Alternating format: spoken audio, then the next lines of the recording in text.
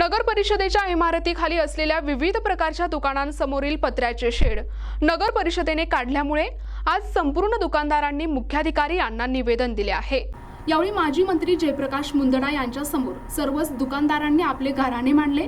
सध्या अवकाळी पावसाचा जोर वाढला असून आणि शेतकऱ्यांना ग्राहकांना दुकानासमोर उभे राहण्यासाठी आसरा नाही। येणाऱ्या पावसाचे पाणी दुकानात शिरत असल्यामुळे अनेक वस्तूंची नासाडी देखील होत आहे। त्यामुळे संतप्त दुकानदारांनी नगर परिषदेचे मुख्याधिकारी यांना निवेदन दिले आहे। नगर परिषदेने लवकरात लवकर शेड करण्यास परवानगी द्यावी याबाबतचे निवेदन नगर परिषद मुख्याधिकारी यांना देण्यात आले आहे। या प्रसंगी परिसरातील सर्वच दुकानदार उपस्थित होते। आता पावसाचं पाणी आमच्या दुकानात जाते, त्याच्यामुळे आम्ही त्याला सांगितलं की विनंती करून की आम्हाला एक 5-6 फुटाचं समोर छपरी मारू द्या।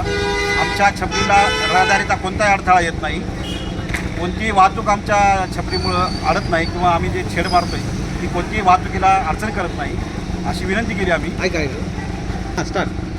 या कॉम्प्लेक्समध्ये कृषी केंद्राची सर्वात जास्त दुकान आहेत। शेतकरी लांबून येतो, त्याचे खरेदी केल्यानंतर त्याचे काही औषधं वगैरे जे काय आहेत, खतं बियाणे तो भिजण्याचा प्रश्न असतो किंवा तो बाहेर गावून येतो, त्याला थांबण्यासाठी काहीच नाही, आमच्यापाशी जागा नाही।